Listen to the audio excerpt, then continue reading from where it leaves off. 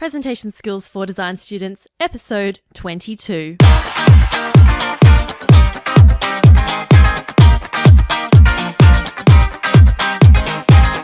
Hello and welcome to Presentation Skills for Design Students, the podcast dedicated to helping design students everywhere become confident, creative communicators. My name's Christina Canters, and I'm here to help you speak with confidence, create compelling presentations, and communicate your ideas like a kung fu fighter. So get ready to take your next presentation to a whole new level. Hello everyone, and thank you for tuning in today. I hope you are having an absolutely brilliant week.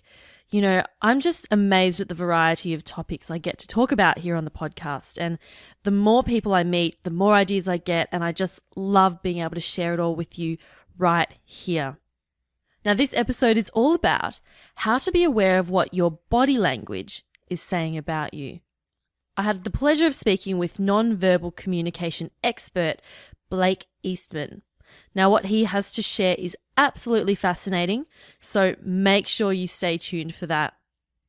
But firstly, I just want to say a massive thank you to all the people who have left iTunes reviews. And I'm just going to share a couple of those really quickly with you right now. 5Cat Studio gave 5 stars, says, clear, concise and inspiring, a podcast that every architecture student should be downloading. Add it to your playlist now. Thank you so much, 5Cat Studio. Sean Ayala says, love the challenge given. I assume that's the challenge of the week. Being in the marketing and advertising industry, there are practical golden nuggets here that will help when I present. Thank you. Looking forward to more episodes. Thank you, Sean. Of course, if you want to leave an iTunes rating and review, I would love that very much. You just have to head over to designdrawspeak.com/iTunes and follow the links there. Now, I do have a story from studio to share with you this week, and it's from my friend Andrew Lovick, who I will actually be welcoming on the show as a guest in the very near future. Take it away, Andrew. So one thing that everyone always kind of asks me is like, how are you so comfortable when talking to people in public, or how are you so able to get up in front of a large crowd and give a speech? And you know, I always revert back to the kind of confidence, and for me, confidence is key. There's a movie, it's not very well known, it's called The Goods, and Jeremy Piven, who's well known for Entourage, is the main character, and he's a car salesman. And what he does is he comes out to introduce himself to the car sales crew, and he gives a really short speech, but basically what he comes out and says is, I'm a rock star, that's it, the end. And so confident in himself, and I felt like, you know what, anytime I'm going to do any type of conversation or public speaking, I'm going to have that attitude. I'm a rock star, I'm awesome, they want to listen to me, no matter what type of event it is. And it definitely reframed and shaped my vision as how things are. So instead of being scared, which of course I get scared, everyone gets scared, but before a big speaking event or before I talk to an individual, I have that attitude in my head. I'm a rock star. I'm awesome. I'm doing this. And it really translates. If you believe it, if you think it, you'll do it. You know, that's one of my favorite confidence boosting tips. Just tell yourself, I am a rock star. I totally love that advice. Thank you so much, Andrew, for sharing that with us. Okay, now moving on to meeting this week's special guest. Blake Eastman is the founder of the Nonverbal Group, which is a company dedicated to researching and educating people all about nonverbal communication. He is obsessed with understanding human behavior and has developed a deep level understanding of how our body language affects how others perceive us. This is understandable considering he's spent countless hours doing research through real-life observations, examining video footage, and conducting interviews. Plus, he also learned a lot about body language during his years as a professional poker player. Now that's impressive. Now, what I really like about Blake is that he gives lots of real-world examples, and easy to implement tips and tricks that you can apply to almost any social situation. So really listening carefully. He shares a lot of his secrets, so I would suggest making a quick note of just one or two things that you can implement this week, either during your daily conversations or for your next presentation. So without further ado, get ready to be blown away by the nonverbal master, Mr. Blake Eastman. My name is Blake Eastman, and I basically started a company in 2009 called the Nonverbal Group, and we're just obsessed with making people more effective throughout a broad spectrum of interactions, everywhere from presentations to, meetings to dating to whatever. And we're all about making people more effective, and essentially the number one way we do that is through video recording. So our office is outfitted with a ton of cameras that we can basically record everything that people do. So, for example, if you're about to walk in front of a group of people and give a presentation, there's certain behavioral indications or certain things that are, as soon as you walk up there, you're demonstrating, you're communicating that maybe you're not that assertive, or you don't know what you're doing, or, you're not sure of your product, you're not sure of your design or your idea. And we kind of use video to highlight that. That must be really confronting for people. Yeah, video's the most confronting medium. Yeah. Because it's actually what you look like. So when you see, and I've seen it myself, I've seen my own, and I'm like, don't really like that. I know a lot of people they find it confronting even just listening to their own voices, let alone watching themselves on video. I find it very hard to deal with watching myself on video. Yeah. I think, am I that much of a dork in real life? Apparently I am. People need to understand that what you may not like about yourself may be something that other people do like, or other people don't even notice. So sometimes if you approach a situation like I hate my voice, then you limit the amount of time you speak, you limit the power of your voice, and that's what makes you less effective, not the fact that your voice sounds weird or different. So we call it filters. A lot of people have filters for communication. So there's certain things that go through. So they're about to give a presentation, and they're so concerned with nailing their presentation that they forget to be natural and comfortable, and it's that anxiety that produces behaviors that make them less effective at what they do. So it's really about making sure you're fully comfortable in that space in order to be the most effective, especially when you're dealing with design. The most important thing is to really be confident, right? So it's and you could fake it to an extent, right? You can reduce things, and you can say that maybe people fidget, right? So I can show you on a video camera that you're fidgeting throughout a presentation. But then again, one of the easiest ways to get rid of the fidgeting is to make them more comfortable. And that's kind of the trick, is practicing being comfortable. And most people don't do that. Most people, when they pitch, they don't do anything. They just go and pitch. Instead of they'll practice it in front of people on their team. That's not really practice. The whole point is to really, when you're out there, it's practice as much as humanly possible, and really feel like you know the material and you know the stuff. And also another thing I always recommend is before delivering a pitch or before delivering a presentation, sometimes you have to wait. So you'll be in a waiting room and you'll wait there for 45 minutes, or you'll be walking on the way to the pitch. Instead of have a conversation. So pick up the phone, talk to somebody, because you want to be constantly flowing, and then when you walk into that meeting, there's still flow. Sometimes people just sit there and go, I didn't really prepare that much, I don't really like this concept, blah, blah. And all those negative thoughts create negative behaviors, which then lead to not the best presentation. Yeah, when you're alone with your own thoughts, that can probably be the most destructive It really can. And I've seen it. And for clients, a lot of it, design elements are one thing, of course, but you have to come from the perspective that everybody's a pretty good designer, or everybody's pretty good at delivering this product. But the whole important thing is to leave your client with this notion of, I feel safe in their hands, right? So I feel that no matter what happens, this person's going to get the job done. And I've seen people that are, very talented, but you don't feel that. You don't feel that they're going to deliver. And a lot of that comes from, being assertive and having the ability to demonstrate that in front of a group of people. And if you don't, it's the people, they don't know what's wrong. They kind of look at the person and they're like, something's up, and they can't pinpoint it, right? They don't know what it is. They don't know exactly why they feel this way, but they just don't trust you. And that's a dangerous element. And, they just write you off as, I don't know what it is. And also, what's so cool is really the art of this is being able, when you're pitching, especially when you're pitching, is to basically make sure that your message is delivered to every single person. Because what sometimes happens is, 3 people love you, and one person's unsure, you should be paying attention to that one person that's unsure and not the three people that love you. Because when they go back and they have this little discussion, it's like, oh, I love them. I don't know, I found that he little bit, like, I thought this was area, and then all of a sudden, yeah, you're kind of right, and it becomes contagious within the group. So being really aware, like the highest form of pitching is being 100% aware of the people in the room. So going back to that idea of people don't really like you, or they just don't quite get you, and they don't know why. They don't know why they're feeling unsure.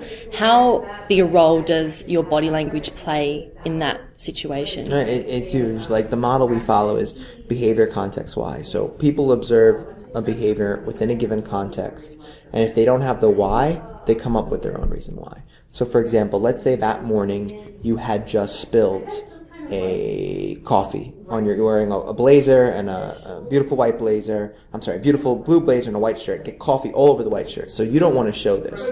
So what you do is you kind of take your arm and you hold the blazer in a certain way so it covers the stain, right? So that in immediate context, that produces a behavior that's kind of weird.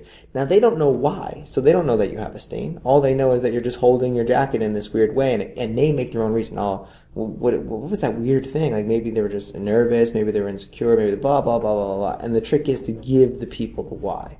So if that were to happen, you'd be like, I'm so sorry guys, I just stained myself. I'm just going to do it, because those kind of things prevent you from being, more effective.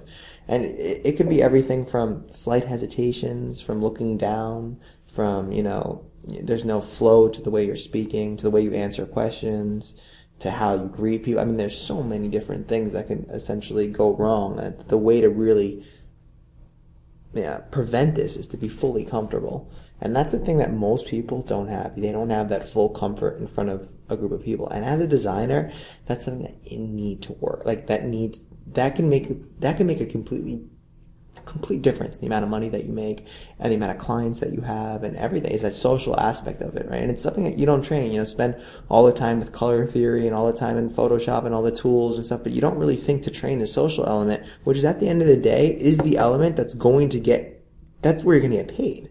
That's how you're going to get paid. And it's also, all those little skills that will allow you to raise your salary and allow you to, effectively communicate that you have value in an organization and you're not just I'll do anything, So what's the number one major thing that would be simple to change for people in terms of what they're doing with their body language? What's a simple thing that they can change that's going to have a big impact? I think the biggest thing is really point A to point B movements. So what does that mean? So I'll explain. So basically, when confidence looks, if you were to view confidence in terms of behavior, it's from moving from point A to point B. And a lot of people that lack confidence, instead of going from point A to point B, they go from A to 8.1 to 8.2 to 8.3. In terms of looking at the different people in the audience? In terms of everything, right? So let's say as soon as you walk into a room, there's an opportunity. Maybe you have this weird hesitation where you're not sure if you should shake their hands or not. That's an 8.1. So you look at them and you're like, I should shake hands. I don't know. Is this the right time? And you kind of slightly hesitate. Instead of just getting up and walking right over to those person and shaking their hands. Or even with statements and even with answering questions. Sometimes people are asked questions and you can be asked a question that you don't understand. You could just look at the floor, think about it, and then powerfully say, you know what? I'm 100% sure. And it works. It really works as a way of communicating that. So moving from point A to point B really demonstrates the assertion, right? That's where a lot of the assertive qualities. Like if you were to graph people's movements that are assertive, you'll see that they're more likely to move from point A to point B. I like to use the example of, like a simple task. Like what if you were asked a waiter or a waitress, what salad should I get today? And they said to you, definitely get the Cobb salad. It's one of the best. It kind of holds more weight. Versus they're like, well, everything is kind of good here. This is okay. As soon as they start talking, you're like, all right, stop. I'll pick my own thing, right? It's that level of quality that this person knows what's right. So just practicing that assertiveness. Practicing that level of assertion. So one of the things you want to do is maybe you can, some of my clients, I have them negotiate prices of things. So when they walk in, so right now, when you walk into a store and a bottle of water is $1.50, you gotta take that bottle of water down to $1. So you say to the store clerk, "Look, are you serious? Like, I'm here almost every single day. Like, I can cross the street, but I like you. Like, let's just give it to me for $1. Like, come on. I know these things are like 10 cents. All right, fine." Like, that's practicing that level of assertion that can be incredibly useful. Okay. That's really good. Yeah, you know, something that happened to me recently when I arrived in LA from Australia, the customs are real and immigration are really, really tough there. And I knew that they would be questioning me about, like, what's the purpose of your stay? How long are you going to be here? And I made sure that I was really assertive when they said, where are you staying? How long are you going to be here for? Because Australians tend to go, I'm staying in Manhattan. We tend to do that upward inflection. It sounds like we're questioning everything and that we're unsure of what we're saying. So I was like, I'm staying in Manhattan. I'm staying for 88 days, and then I'm flying to London. And they were like, yep, sure, stamp, easy. I didn't have any problems at all. And I've met people who were doing the exact same thing as me, but for some reason were held up and had real problems getting through. And that's exactly what they're trained to do, right? They're trained to look for people that something's up. Like my second time traveling back from Europe, which I traveled with a ton of Aussies, and so I get back from Europe, and I was so glad to be home. It was over, I was gone for 2 months. I was happy to be home, and I'm sitting in front of the person, and I'm smiling, like giddy, like a child when I'm in JFK, and the people are looking at me like kind of weird, like, oh no, I'm just happy to be home, man. But all my stuff gets searched. They went through everything. My big backpack everything got searched because they're like, this is weird. Why is somebody this happy inside? And I didn't give them that context. I didn't say anything like, oh, and you didn't explain why. I didn't explain why. Well, I was just kind of like, yeah, no, I'm happy to be home, and it just looked weird, and that's why they ultimately searched me. It makes sense. And it's the same thing as, with the client, they're not going to search you. They're not going to ask you, hey, listen, I have a question. You look like you're fidgeting a little bit. You look a little anxious. Do you really feel like you can do this job? They're never going to say that. They're just going to say, there's something's up.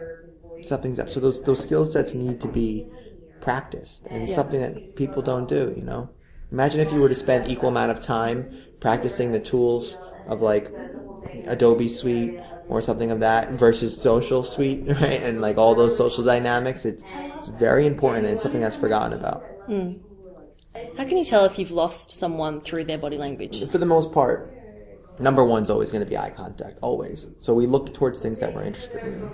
And usually you see one break. So first you see like a check of a phone or a glance. As soon as you've seen that once, you've lost them. I think of it this way. In terms of eye contact, if you're about to tell somebody like the secrets to life, like if I was about to say like, listen, what I'm about to say is going to make you a wizard, right? And it's going to give you magical powers. You're going to pay attention to the person. It's the same exact thing with the conversation. If they find you to be valuable, if they think what you're saying is valuable, they're going to look at you, right? If they check their phone and they say, oh, I'm sorry, that means that it's not valuable. So it's usually the first thing that kind of goes is that break in eye contact. And then there's all the other variables, like playing with phone, fidgeting, things of that nature. The problem, I'll tell you a little secret that I've noticed. The problem with designers, especially if you're dealing with like branding agencies and media companies and things like that, a lot of the people that you're pitching to are socialized to be respectful. So they know how to do the whole fake. They'll look at you, they'll shake their head, and sometimes you need to find subtler patterns. Like, so one of the things I look for is like head nodding. Like some people from the very get-go, they'll nod your head throughout the entire thing, and you'll think that, oh my God, I killed it. You didn't kill it. The people are very social, the people are very nice, and that's what created that dynamic, Ideally, anybody listening, ideally you get past the level where you're so comfortable with what you're saying, now you can focus on your audience. Usually people don't, in presentations, they don't get past the comfortable with what I'm saying. So they're so concerned with delivering their presentation that they're forgetting that a presentation is like almost like a conversation. It's a dynamic interaction. And they forget about their audience, and they just start to focus on, okay, make sure I go over slide 2, make sure I go over slide 3. And you really don't want to be in that state because then it's not coming across as natural. Yeah. Because I guess really you're trying to get your message across to the audience. Yeah. And if the audience isn't there with you, then it doesn't matter what you say or do. If they're not with you, then that message isn't going to get across. Yeah. So it's like, should I even be here right now? Like, just walk out, And sometimes you can walk in and who knows, every once in a while I've seen, you freelanced once for somebody that was working there and you guys don't like each other. And as soon as you walk in there, you're like, I'm done. Like, this isn't going to work out. You know what I mean? Because of some past experience or past filter or something like that. You just don't know. So what can people do if they notice that people are doing those things, fidgeting, looking at phones, not paying attention? What's something that they can quickly implement to help them? Instantly pivot. If you're through, the third thing of your slide and it's not working, gotta pivot. It's just not working. Gotta do something else. And sometimes being straight is the most useful thing. Like, listen, guys, you don't seem that interested in this pitch. I'm trying to make this more. Let me know. I'm sure all day you've experienced tons of pitches. Let me know what you want, and let me tell you if we're a good fit right now. Like that stands out so differently from everybody else. Nobody does that. Everybody just sort of like, oh my God, I'm losing them. Okay, let me keep. Nobody will pivot that way because it's hard. It's not an easy thing to just throw out what you're doing and kind of, but that will work because that will make you stand out in terms of how, like, if people, like, most design pitches, they go the same way. Like, they do. They have of course the visuals are going to be good. Of course, there's certain things that kind of happen. And if they're not good, then, that's a whole nother conversation. Like, you're operating at a different level. If I'm assuming that you're a talented designer who has their shit together when it comes in terms of visuals and things of that nature. And the way they introduce, talk about experience, talk about this. When all of a sudden you experience 10 things that are relatively consistent, the one thing that stands out is completely different. So if all of a sudden, if you're the first person that doesn't have visuals, it's different. Like, imagine, like, that's what I would do. If I knew I was pitching and 10 people had visuals and I was number 5, I wouldn't use any visuals. I would say visuals, no, we don't. I'll be honest with you, I don't waste my time with this back and forth. I'm first trying to really understand what you're going through, and then I'll submit them via email, and then we'll talk. Like, or do something completely different, because then you stand out and you're more likely to be remembered. And even just when you were talking about pivoting, that's just being really authentic. That's like the most authentic thing. People don't expect that. And you're right, it really doesn't happen. And it takes them, it's like, wow, that person's different. And it's because of that most people don't pivot. They just stick with their line. Okay, Blake, I want to take just a little bit of a pivot now, actually, in the conversation. Now, with everyone who I interview on the podcast, I like to ask them about their 2 things. Have you heard of the 2 things? No. Okay, so it's based on the idea that any topic or subject can be summed up in just 2 things. So distilled down to those 2 things. And anything else is either an application of those things or it's just not important. Okay. So there's actually a website dedicated to this. 2 things. And I've found, I'll just give you an example. The 2 things about pornography. Okay. Number 1, cable guy, oral, doggy, ass, facial. Next scene, repeat. Number 2, no matter how weird, someone will have a website dedicated to your fetish online. Okay. So 2 things about body language? That's hard. No. 2 things. What are your 2 things about approaching strangers? Approaching strangers. Okay. Number 1, no one really cares about you. Basically, people overestimate how much their social interactions matter. So, like, you walk up to somebody in the street and you're like, hey, how are you? And you think that, oh my God, they're going to remember you. They're not. If you're a celebrity, then they will, but they're not going to remember you, right? For the most part. So there's like a freedom in that sense, right? Yeah. And the second thing is the bravest people are the ones that get rejected. So a lot of people, like, will sit there and critique other people, like, oh, this person just walked up to that person and got rejected, but they're not doing the same thing. Like, the people in action are the bravest souls, right? So I definitely think those are the 2 important things. And if you understand those principles, like, 1, people don't really care, and 2, there's nothing wrong with rejection. It's a brave thing. That in itself should make you so, if you really embody those, I'm not just talking about, like, say it to yourself, if you really believe that should make you so natural that you're able to function in pretty much every social interaction. Wow.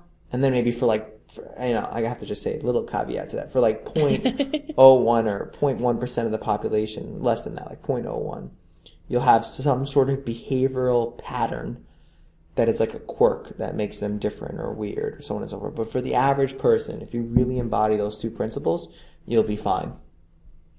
That's awesome. Yeah. You know, that I blogged about this the other day, actually. I was at the St. Patrick's Day parade, and I didn't know anyone. I was just standing there in the crowd, and I thought, I just want to start talking to someone because I was bored. So I just said, I sort of turned to the guy next to me, and I was like, man, it's really cold. You know, I hope this thing had better start soon. And he just ignored me. Like, he didn't even turn around, and I was like, oh my God, how embarrassing. Everyone's going to think I'm a freak. But no one did. And I actually had 2 ladies in front of me actually turned around and were like, oh, yeah, it is really cold. So it was fine. But for that split second, I was freaking out. And then I realized, you know what? No one knows who I am. I can just move to a different area of the crowd. No one's going to remember who I am. So no one knows. And the only The only way they'll remember you is if there's some sort of weird connection, right? And then that's usually a good thing.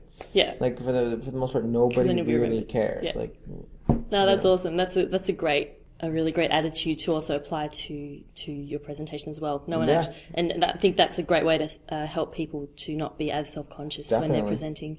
Yeah. Well, that just about brings us to the end of the interview, Blake. Thank you so much for sharing all your stories and your knowledge. It's been really awesome, and I'm sure all of our listeners will definitely take something away from this episode. So thank you. Okay, great. Thank you.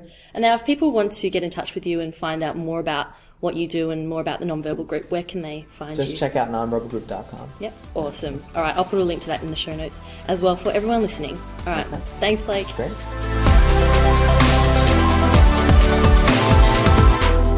I hope you enjoyed that interview with Nonverbal Group founder Blake Eastman.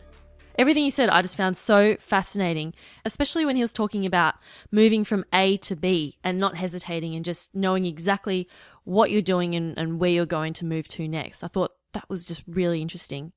Now, your challenge of the week, try and bargain for stuff. Bargain things down. It doesn't matter if it's a ripoff or not. Just practicing asserting yourself like that will really help to build your confidence. I did it just the other week. I wanted to buy a hair straightener, actually, and the woman was trying to sell it to me for, I think it was 180, and I said, nah, I'll give you 100. Anyway, she ended up saying, okay, well, how about 120? And I said, 120, and I want a shampoo, conditioner, and hairspray thrown in as well. And she goes, okay.